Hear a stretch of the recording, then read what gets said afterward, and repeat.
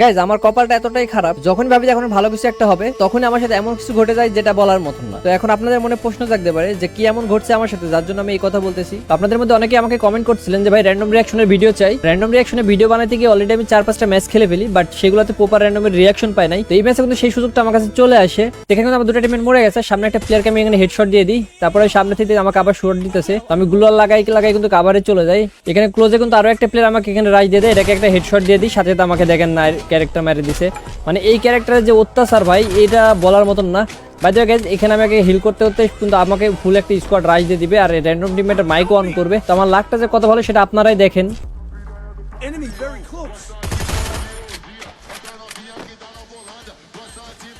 ভাই মাখন শট, এগুলো কি শট? ও ভাই ওপি টেরা শট। আরে ভাই বুঝলাম না।